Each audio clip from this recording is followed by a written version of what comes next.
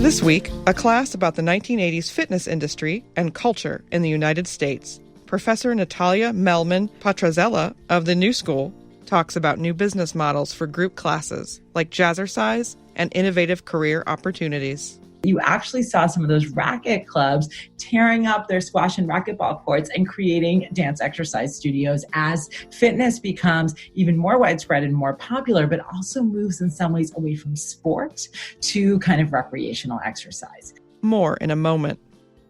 Hi, and welcome to Fit Nation. We are talking today about 1980s workout culture. This is, I believe, now our third week together virtually. I hope you all are doing well. So I'm going to go ahead and share my screen with you, and we can get right started. Okay, great. So as always, what we're looking at in this class today is about the rise of the American obsession with fitness culture, with working out, even as the United States is not a particular fit nation. And even as, if anything, in the past 75 to 100 years or so that we look at in this course, Americans have actually become more and more obsessed with the idea of working out as a symbol or a signal of kind of individual virtue and morality, even as the ability to do so and having a quote unquote fit body has become another symbol of inequality in this country. So that's the kind of overarching arc, of course, of the class. And today we turn to the 1980s. So the name of the lecture today is a quote from one of the oral histories that I've done for the book research that I'm doing, which is on which this course is based. And it's, "I would have been a PE teacher." We're going to get there towards the end of class, and I'll tell you who said it. But that kind of idea that in another historical moment, the people who became architects of the fitness industry would have been physical education teachers is a really important idea, I think, particularly as we talk about the 1980s. Okay, so I would have been a PE teacher, 1980s fitness culture in the United States. Now, I want to start by talking a little bit about the United States in the 1980s, really just broad strokes, historical context here. A lot of our students, those of you watching on C-SPAN at the New School, are international, so everybody has different levels of preparation and familiarity with U.S. history. I should also mention, I say America there, because even though I'm a U.S. historian, you all read for this week Jenny Ellison's article about fat aerobics in Canada in this period. And so while I'm always careful to kind of bound my expertise in the United States, it's really important throughout this class, as we have been all semester, to see which of these phenomena become transnational and also how they might look similar or different across national lines. Okay, so we'll start with real top level context for America in the 1980s. Then we go to talk about the making of an industry. This drawing on the article that you read by Mark Stern about the rise of the fitness industry from 1960 to 1980, talking in a little more detail about what aspects of that industry look like and also the way that they shaped a workout culture. Then we will get to the quote, which frames our talk today. "I would have been a PE teacher." We'll talk about a path not taken, the physical education track, and why a lot of these folks who became so important in the fitness industry of the 1980s and remain so today, why didn't they become PE teachers? It's not, like most historical phenomena, merely a result of individual decisions, but there are structural factors at work too. And so I'm excited to get into that intersection there because it's one of those cases that is just, for me, I didn't anticipate that aspect of this story coming up in my research, but it started bubbling up through oral histories, as I mentioned, and then borne out by some other archival work, which I will talk about. And then we conclude at the end always with, so what? Why do we care? Why is this more than just a little foray into, the curiosity of fitness history? Well, I think it's about more than that. And I hope by the end you will too. Okay, so let's get started. So let's just recap a little bit of, what we talked about last week. There's a lot going on in the world. We talked about, in looking in the 1960s and 70s, a kind of alternative perspective on what U.S. historians often refer to as movement culture, which is often used to refer to kind of political activism in that period for things like feminism, gay liberation, against the Vietnam War, kind of progressive political movements. What we did in this period, what we did in that same period, was to look at the way that sort of movement culture, as it's conventionally understood, shaped exercise period in that culture, but also we expanded the definition of movement culture in the 60s and 70s to say, let's talk about like actual movement culture. What forms of exercise were taking hold in this period, and how were they shaped by that moment? One of the big things that transformed exercise in that era, which will come up very much today, was the introduction of what we now know as cardio. When Kenneth Cooper, military physician, published his book Aerobics in 1968, he really expanded the definition of exercise to be far beyond weightlifting and calisthenics, which was how it was relatively narrowly defined before that. And that I can't underestimate, and we spoke about a lot last week, that revolutionized the definition of what exercise was and who could participate in it, and honestly, the kind of bodies that it would create. Okay, we talked a little bit, kind of dove in into the case study of the rise of the jogging phenomenon and the kind of idea of the open road. Jogging is like a quintessential cardio form of exercise, seen as 100% as sort of objectively salutary and healthful for a kind of increasingly sedentary populace. But also we talked about the kind of countercultural romance that a lot of jogging enthusiasts had about, one person, often one man, and the open road, about a kind of back to nature perspective, about a rejection of technology and technocracy, and that could be embodied by running. And of course, in a moment when exploration through mind-altering substances was quite common, this idea of the runner's high and the endorphins that you could get naturally really became kind of part of jogging's mystique in that period. And then we also talked about a simultaneous rise of what we now know as studio fitness, often, almost always promoted by women, for women largely, although that has changed now. In that same period of the late 1960s, late 1970s, you see the beginnings and really the flourishing of studio-based fitness workouts, things that we'll talk about in a little more detail today, things like Jazzercise, founded in 1969, though it really takes hold in the 1980s. Things like the bar-based workouts, which we talk about today, Lottie Burke. But that idea, especially for women who are often looked at as scants if they are out in public, alone in the street, particularly exercising, that some of these studio exercises actually created some safer spaces for women to exercise in a moment when exercise for women was becoming much more widely accepted. And there are a lot of contradictions there, which I won't rehash from last week, but which I think will come up a little bit today too. All right, so forging ahead. This was the last slide that we had last week, this connection of jogging in the open road to gentrification, this arc from something that was seen as kind of countercultural and anti-materialistic to become something that might be part of the very materialistic conformist culture that it was trying to critique. And if you remember from last week, this is an article from 1980 in the Los Angeles Times. The headline is "Bite by Bite, the croissant culture is swallowing up the ghettos." And whereas we don't associate today croissants with exercise culture, at the time it was a way of saying that kind of affluent, upwardly mobile professionals were gentrifying African-American neighborhoods and bringing with them all their kind of cultural tastes. One of them being croissants, one of them being jogging. And you see here, sports such as jogging are solitary, as our breakfast places and cappuccino cafes designed for the single allow us to be around people without talking to them. Fast forward, they talk about a lot of the other kind of consumer items that are associated with people who once considered themselves countercultural, sought out these what were perceived to be rougher neighborhoods in some ways as part of that countercultural politics. But now jogging and the rest of these things, whole roasted coffee beans, fresh flowers, croissants, etc. The closing line of this op-ed is, our precious urban neighborhoods are well on the way to becoming as homogeneous as the suburbs we fled. And that's kind of a really important theme to think about in this course in general, as you know, but also today.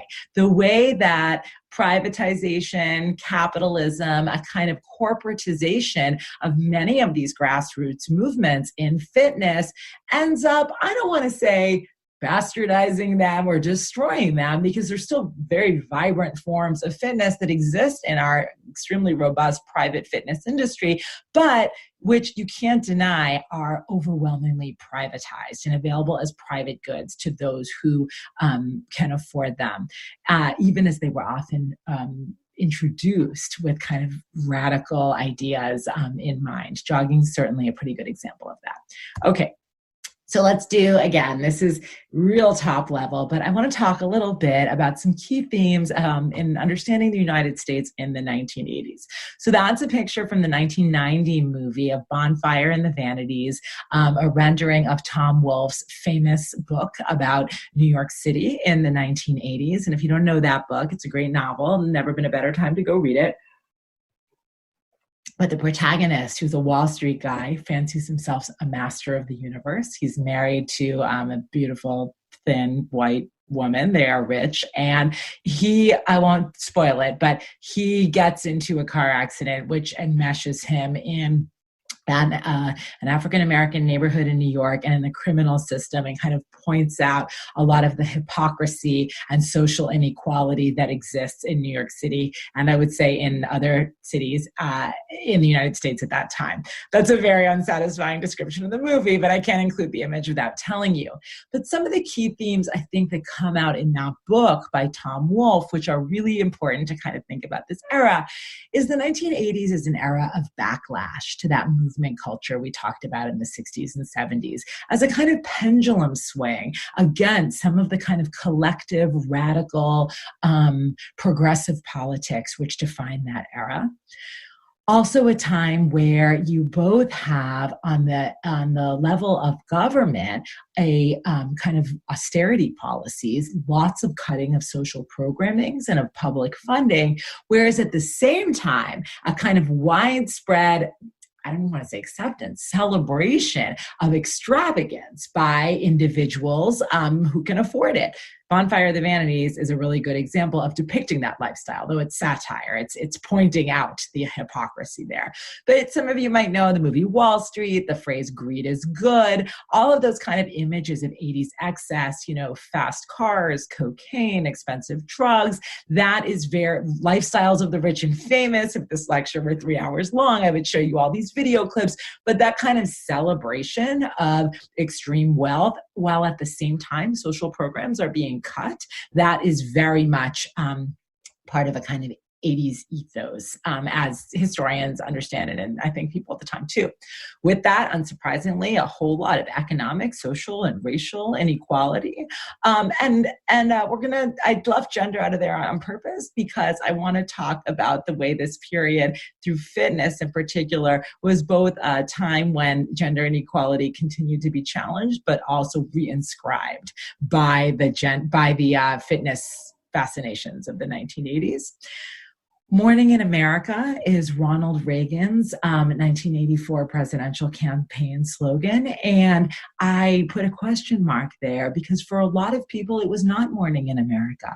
For a lot of people, these cutting of social programmings, this kind of ascendant political and cultural conservatism, particularly in the age of HIV/AIDS, which Ronald Reagan was very late to acknowledge at all as a disease, all of that was not part of a dawning in America. It was part of one of the darkest times in the United States. And so I think it's really important when we see images like this one that I've put up here to realize that all that glitz and glamour, which by the way, today is very much sort of like being reinvigorated in a kind of like retro celebration of the 80s, that all of that was part of an era in which a lot of people suffered a lot due to these policies.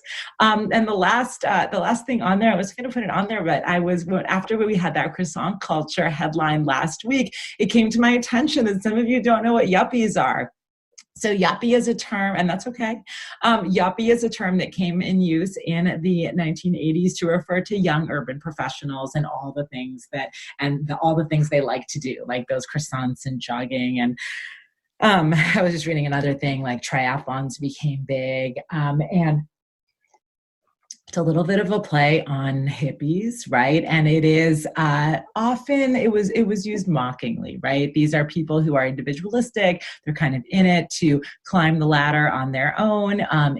They're kind of not that into collective progressive politics, but rather into personal advancement through climbing the ranks. And that was very much also part of this 80s moment. So of course, I'm leaving a lot out. We didn't even talk about the Cold War in this particular slide, but these are some of the cultural themes which I think frame our discussion of fitness in 1980s United States.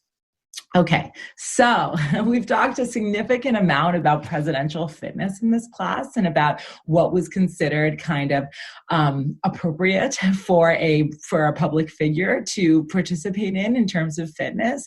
And if you look here, so this is from a 1983 magazine spread when this is during Ronald Reagan's first term. That's President Ronald Reagan there working out on, I believe, a Nautilus machine. You read a lot about the history of Nautilus in Jonathan Black's book for your reading for today. And here, if you take a little closer look at this slide, you can see the president's personal exercise program, how to stay fit. Now, we're not going to do a close textual analysis of this slide, though you certainly are welcome to pause and zoom in there at home. But a few things I want to point out that I think are really good. This image on the right of Reagan chopping wood. That is, I think, totally of a piece with what we talked about earlier in the 20th century with Teddy Roosevelt, like getting out in the great outdoors, celebrating the strenuous life through manly sports like chopping wood. Or in here, he talks about horseback riding too. There's a real continuity there. But at least two things in here, I think, maybe possibly three, I think really highlight that this is a different era. One, there's a joke in the caption there where Reagan says pumping firewood is what the president calls this activity of him splitting logs. So pumping firewood, of course, that's a joke about pumping iron. Remember the 1970s big bodybuilding flick starring Arnold Schwarzenegger that we talked about from the very first day of class even, that kind of brought this really weird subculture of musclehead bodybuilders to the kind of center of American popular culture, such that even the socially conservative president is making jokes about it. Now, that's so different. Remember when Muscle Beach was shut down for morals charges in the late 1950s? I mean, that's the world that actually Ronald Reagan came from. He was around in California in those days. And I should say he was a Democrat back then, but that's a story for another day. But then the other thing that I think is super interesting here, the main photo for the piece, Reagan on an exercise machine in the gym. That is not kind of traditionally masculine Theodore Roosevelt kind of imagery. By 1983, working out in a commercial gym, a straight man, a leader working on his body in this particular way is considered not at all to question his masculinity, but rather to uphold it. This is a puff piece that came out in a moment where it's very clear that to be someone who goes to the gym is a positive. This is supposed to reflect positively on the president. And it did, because by 1983, fitness is in general becoming uncontroversial and a kind of celebrated virtue, such that somebody like Ronald Reagan can do it, as can some of the more subcultural bodybuilding figures who were still considered to be rather suspicious. Okay, let's keep going. All right, so I could spend the whole lecture talking about the founder of Nautilus. There he is. I am not going to do so because you read a lot about the founding of Nautilus in your reading by Jonathan Black today. But one of the things that I think is really important in looking at this at this moment and at this particular figure is the way that machines really shaped this particular history and the proliferation of exercise in the United States. So when he went to, sorry, I have like a small tech issue right here. Let me just look. Sorry. I think this is still up recording. Okay, sorry about that. So when Arthur Jones, the founder of Nautilus, started lifting weights in the 1940s, he was horrified, as you remember from your reading, by the lack of efficiency in lifting traditional barbells. And so he kind of set to work. He didn't have much money back then. He set to work devising what he thought was a more efficient way to lift weights for bodybuilding and for overall health and fitness. What came out of that tinkering, really, this is a guy who was deeply skeptical of scientists, who only had a 9th grade education himself, though he said, hey, a 9th grade education in the 1930s is as good as 2 PhDs today. He ended up creating basically the foundation of the machines that you still see in gyms today, which are those machines. You can see one here, where in order to increase weights, you take out a little pin and you put them in, and you can raise the weight by putting the pin in different places. And as you read in your text by Jonathan Black, he kind of peddled this around at different trade shows, and very quickly it became the standard in gyms. And that is really important in this theme that we've been discussing in this class of making gyms be places where more people would exercise than just, hardcore bodybuilders. So this was less intimidating to a lot of people because it wasn't as clear how much weight you were lifting. You didn't have to heave around all of these plates, and it really, really revolutionized exercise. And so I think we've got to give him that. At the same time, as you gathered from your reading as well, and this is like the part of his life that I could spend so much time on. Funny, I did not mean to assign this reading when our nation would be in the height of this obsession with Tiger King. But Jones was a very Joe Exotic kind of figure. He was into collecting big game. He had hundreds of elephants, reptiles, I believe he had bears too. He wasn't a big cat guy, but he had hundreds of wild animals on his property in Ocala, Florida. And he was a guy with very contrarian ideas and who was not afraid to share them. I really debated actually showing you some video of him talking, and I'm going to send around a link, but it's pretty objectionable language. To give you a sense, he had 6 wives. Up until the end of his life, he continued to get married and get divorced. He married, I believe, all of these women, or at least 4 of the 6 of them, when they were under 20 years old. He went on record calling his 4th wife an old bag when she was at 24. I watched one interview with him where he said, someone asked him what his thoughts on women. He said, I think women are great. I think everybody should own several of them. All men should own several of them. So he had these really offensive ideas, and that has made him, unfortunately today, a bit of a folk hero among some like hardcore men's rights groups who see him as a guy who was speaking truth to power very early and who refused to kind of bow to emerging ideas of what was not yet called political correctness, but which came to be so. And I could go on and on with lots and lots of examples of that kind of behavior for him. And I should say, so the men's rights people celebrate him today for those ideas, but then in fitness circles, I would say, despite those ideas, he is actually still celebrated as well. So some people call him the founder of HIIT, high intensity interval training. And you see on fitness blogs everywhere a kind of focus on like this hero in the fitness industry without focusing on some of the really objectionable things that he said and did. One of the things that I want to point out is It's often common in writing the history of any kind of period to focus like only on the famous people. Some people call this great man history. And I think the focus on Jones and the impact of his Nautilus machines sometimes can err in that direction. So one of the things in the research that I've been doing that I found really interesting is asking like people, how did Nautilus change your life? How did, what impact did Jones and his innovations in fitness have on your life? And one person I talked to who asked specifically for this for her name not to be included in this story, but she went on to become very famous in the women's fitness space. And she started early on in her career as a sales representative for him, selling Nautilus machines because she said, hey, they were the best machines on the market. But actually, when she went to visit him in his huge ranch in Florida, she was actually so horrified by his utter racism in language I won't utter here that she actually left as a sales representative for Nautilus and left a lot of money on the table. So whenever you go to the gym and work out on one of those machines with the pins, remember, that it has this history a lot of people don't know. I should say that his son actually went on to develop Hammer Strength, which is an even more widespread brand that you will see around today too. So I don't believe his son shared all of the same ideas that he did. So I will only attribute those to Senior.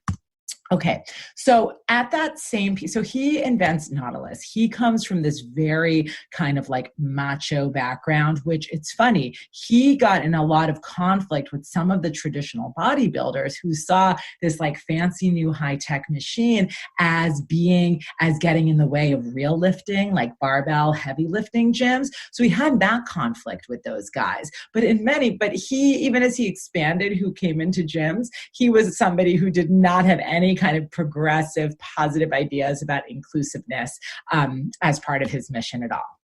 Now, at the same time, the fitness industry is expanding in a very different way. We talked a little bit about the founding of Jazzercise last week and how in 1969, this dancer, Judy Shepard, went to a YMCA to get her fitness levels tested. The fitness exam they had didn't even have metrics to measure a woman's body. And they were also shocked that just a dancer could be such a powerful, so strong.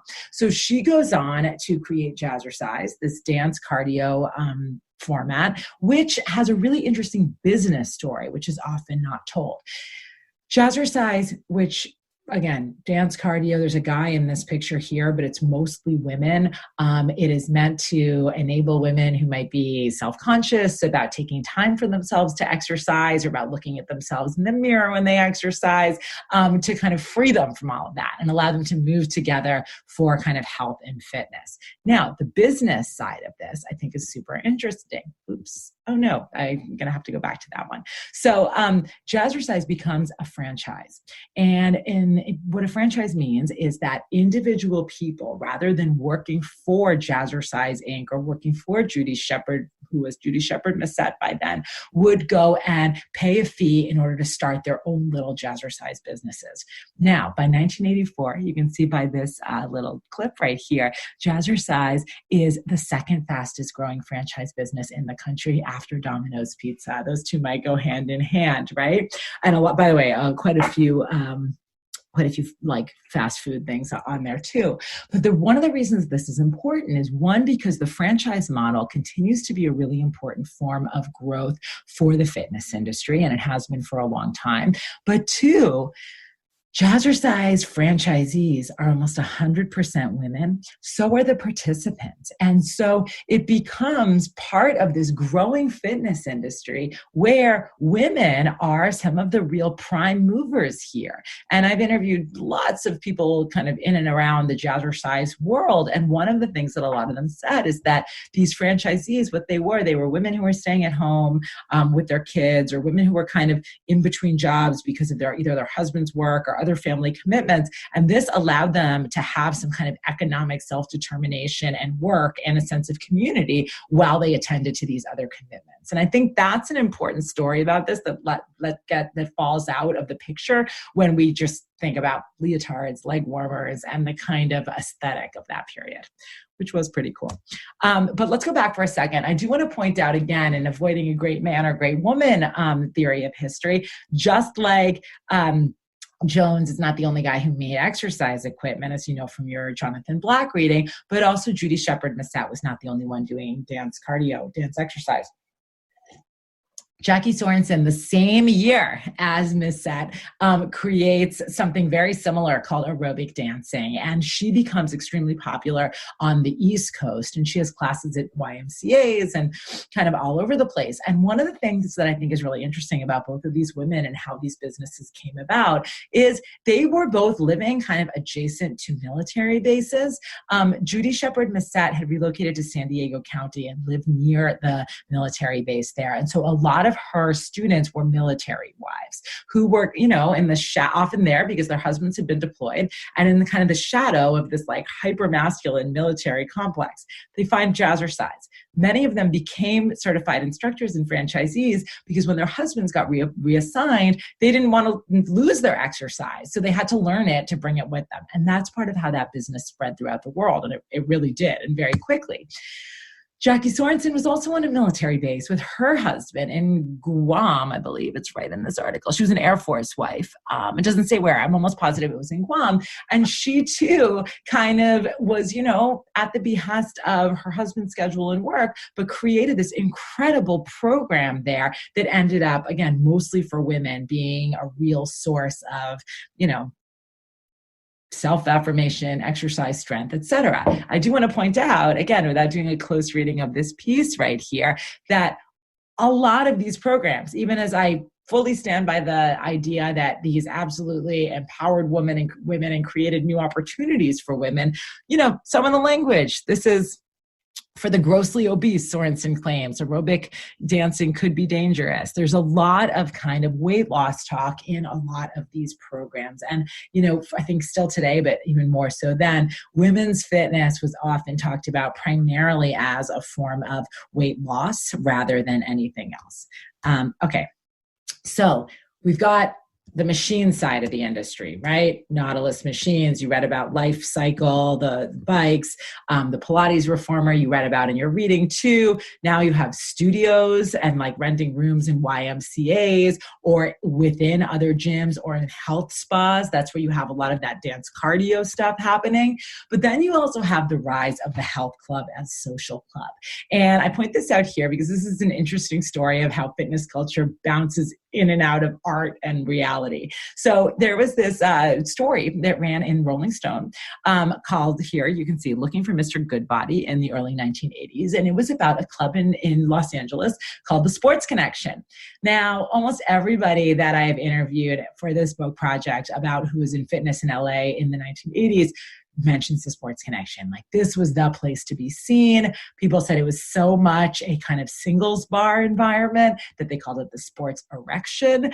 And it was such a kind of new place. The idea that a gym was not a sweaty dungeon where a bunch of suspicious guys went to heave iron, but it was where the beautiful people hung out. It was a new idea. It was considered a very California idea. So this guy, Aaron Latham, who you see his name in the byline here, he goes to California. New York journalist, writes a story about it, runs in Rolling Stone. It becomes kind of such a popular phenomenon that they make a movie about it called Perfect, which I recommend you all watch. Someone said it's the only movie out there that has like a full-length actual aerobics series in it. Like, you could actually learn the choreography from watching it. And John Travolta and Jamie Lee Curtis star in it. Here you can see these are the stars. And it's really something. It gets kind of panned at the box office, but it's something that in the mid 1980s, there's enough fascination with fitness as a phenomenon and with the gym. It's set at the Sports Connection that there's a major feature film about it. And I should say there's an interesting regional aspect to it also. Like, the whole narrative there is that like this kind of smart, savvy New Yorker goes out to California to learn what these like brain dead, fitness obsessed people are doing out there. And Jamie Lee Curtis, who's the star aerobics instructor, there's a presumption that like the fact that she went to be an aerobics instructor, even if she's really good at it, suggests like there's something wrong with her, like that she's damaged in some way. And so I suggest watching that. I think it's on Amazon Prime, just to kind of wrap your head around a lot about the way that the culture was seeing fitness, still with some suspicion, but with increasing fascination during that period. Okay, so what was most responsible probably, or who and what were most responsible for proliferating 1980s fitness culture outside of brick and mortar gyms? Well, brick and mortar gyms, as you know from your reading on the rise of the industry, were booming. From like 1960 to 1990, the growth is exponential in the fitness industry.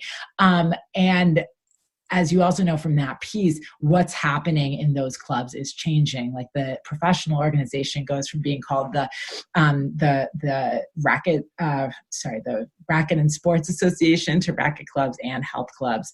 It's IRSA, and I'm not going to forget the name, exactly how to say the acronym. But what's really important, as the article that you read for Homework Pass points out, and as some of the people I've interviewed have pointed out too, is that you actually saw some of those racket clubs tearing up their squash and racquetball courts and creating dance exercise studios as fitness becomes even more widespread and more popular, but also moves in some ways away from sport to kind of recreational exercise. But let's get back to the lady in the leotard here. So this is Jane Fonda.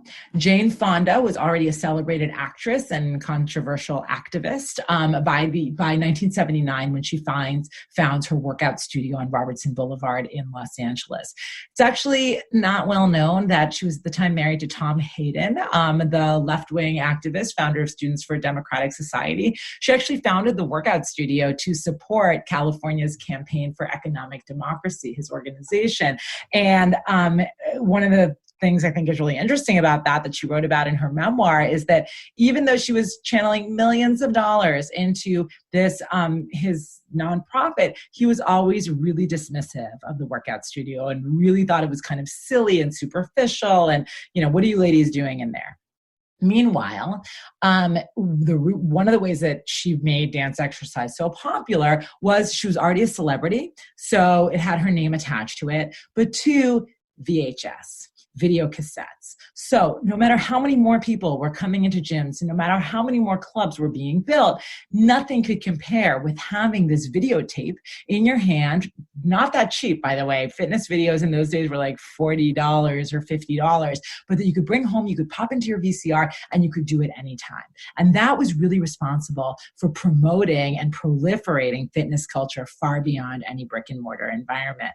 I'll also say, and I think this is super interesting, I spoke a lot last week and alluded to it a bit this week about the way that like Jazzercise in particular, but a lot of these dance exercise formats were not, even as they were, I think, very genuinely kind of pro-woman, they were not overtly feminist, like at all. They were still talking about thin thighs and kind of really did not seem to me, or I think to themselves either at that time, kind of a piece with the feminist activism of the era. Jane Fonda was very different. She, in her book, which came with the workout, she talks about how exercise is about bodily self-determination, how she wants this book and this program to be as much for secretaries as Beverly Hills women. She has this whole feminist line basically about reclaiming her own body, which is very, very different from the language that you hear from a lot of other dance exercise women. At the same time, she gets criticized a lot for perpetuating a kind of slim femininity and a white femininity and an affluent femininity through her workout. And that continues to be something that she's criticized for, even though it's not an aspect of her goals. So this is an image from Jenny Ellison's article that you read about fat women's aerobics culture in the 1980s. And I love, love, love that article because I think it highlights so much the way that even as fitness culture was in many ways deeply problematic in this period, the answer by people who might resist it wasn't, I'm not going to work out. It was like, I'm going to remake and appropriate this thing and make it my own in a way that feels more inclusive and honest and genuine. And so Ellison's article is so great, I think, because she emphasizes groups like this one, Large as Life Fitness, and other fat women who realize the kind of thin dominance of thinness in a lot of these exercise spaces, or presumption that the goal of going there is to become thin. And they say, no, like essentially don't throw the baby out with the bathwater. Like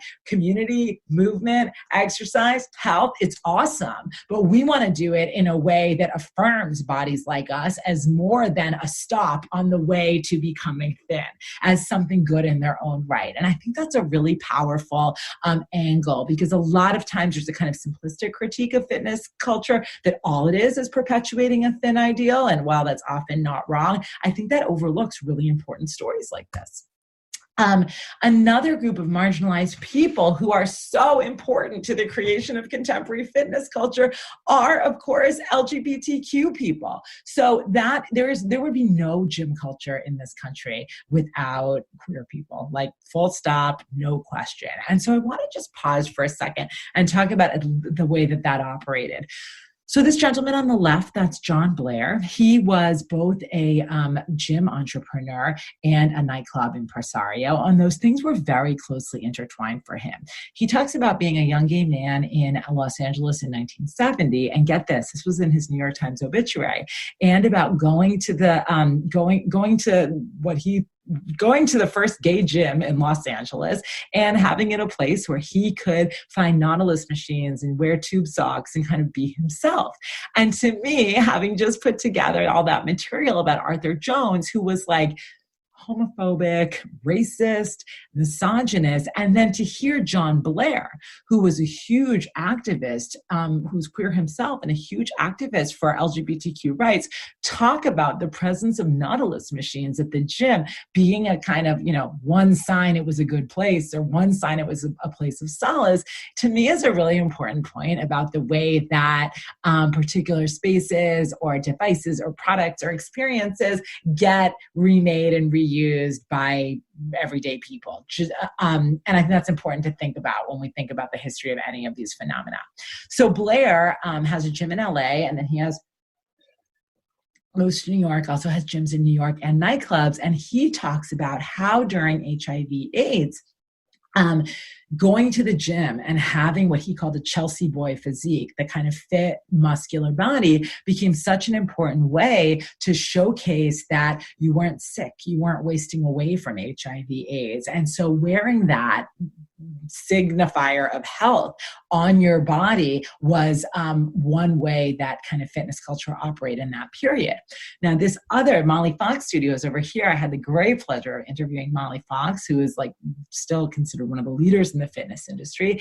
And she used a really great term, which some of you have probably heard in your other courses, a third place, to describe the role of studios, her studio in particular, and others in that period in New York City. And she talks about the marginalization of LGBTQ people in that period and the way that these gyms were places where, particularly in New York, where she had her studio in Chelsea, you see there was a kind of place where you weren't going to be marginalized, you weren't going to be seen as diseased, you weren't going to be seen as othered, and that these were incredible sources of community in that regard.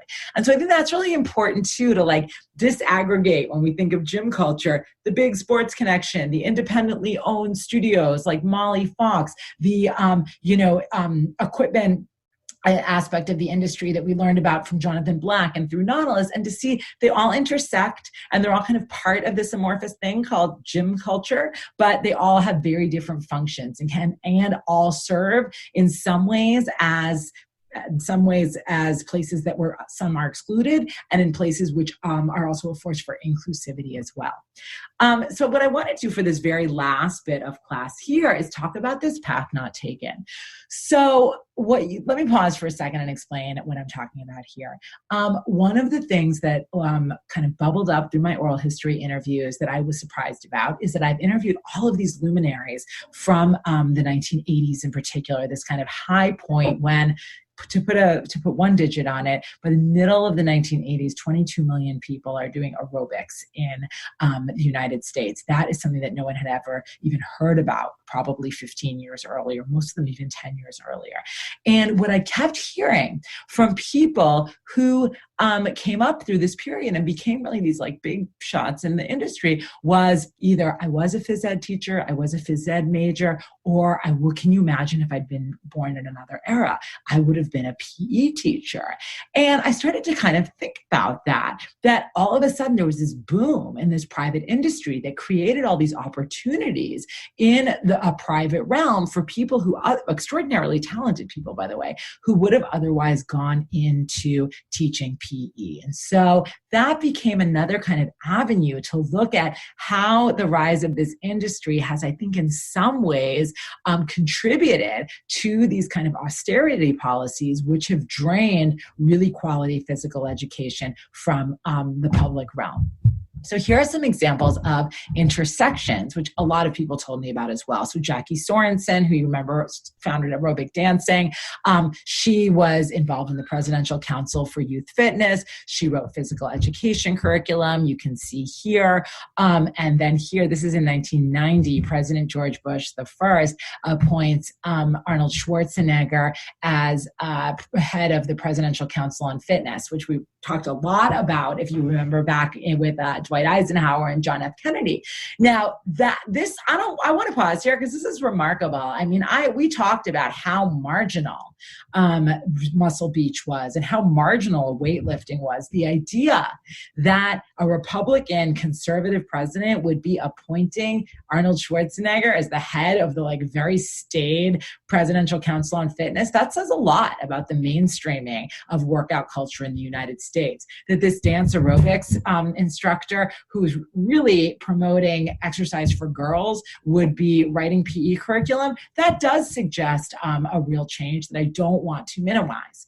On the other hand, I want to close by talking about a few people who talked about that path not taken. So that quote, "Can you imagine I would have been a phys ed teacher," comes from this woman, Tammy Lee Webb, who is really famous. She still calls herself Ms. Buns of Steel. She became very, very successful during the 80s and 90s, particularly through fitness infomercials. She starred in a whole lot of DVDs and did very well for herself through that.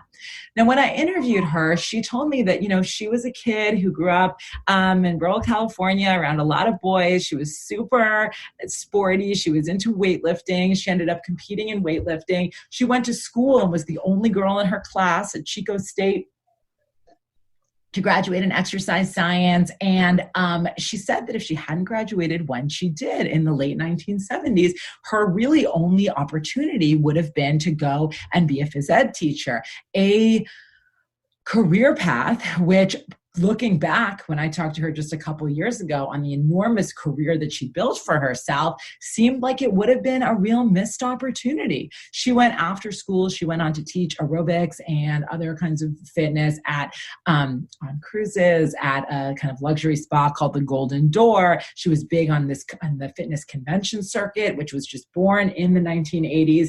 And she really became somebody who shaped and created this industry, and I don't fault her for this, feels like she lucked out by being born at the right time when these opportunities existed. Because for a girl like her, born 10, 15 years early, she would have ended up as a PE teacher. Being a PE teacher, I think most of you know, because we've talked about it before, particularly in moments of austerity around social spending and public spending, is not a particularly glamorous lifestyle. Although I give a lot of kudos to people who do it because I think it's really important.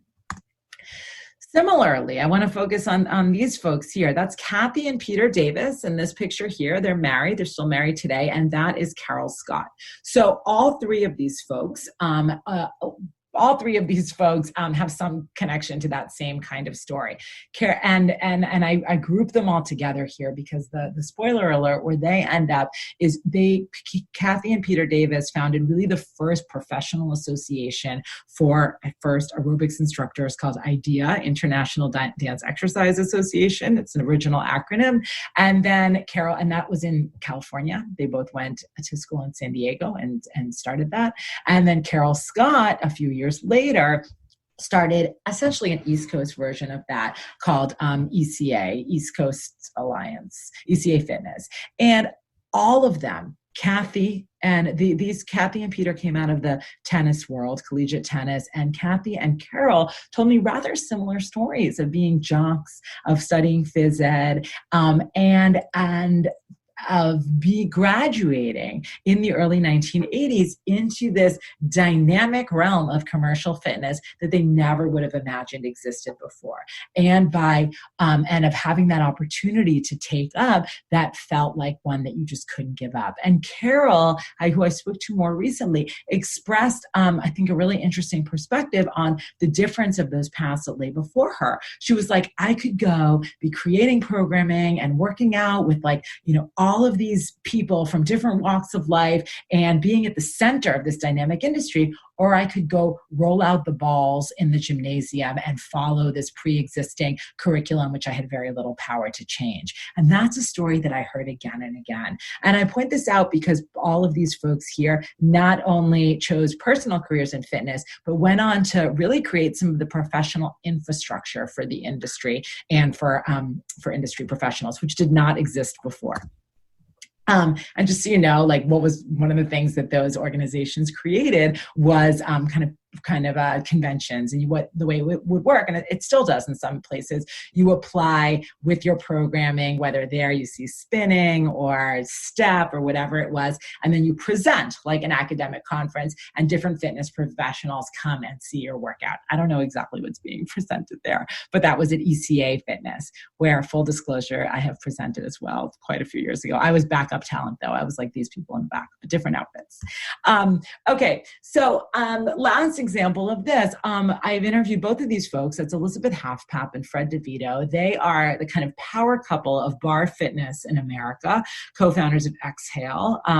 And they worked with the Lottie Burke method when it first came to the United States in the 70s and 1980s and onward. Lydia Bach right here is the woman who brought the Lottie Burke method to the US. We talked about Lottie Burke last week. And Fred DeVito, in telling me his story and how he came to it, he was a PE teacher and he had a union job and it was secure. But then his I think then girlfriend, now wife, Elizabeth, was a dancer and she was working at Lottie Burke. And it was at that point, no men were even allowed on the premises, either in New York and later in Los Angeles too. And he got a kind of side job there working the desk. And then he started getting trained and he made this really tough decision, which he said his parents just didn't understand in some ways at the beginning, of him leaving this secure teaching job to go and work in this really fledgling fitness industry. And I was really taken by the way that he described why he did that.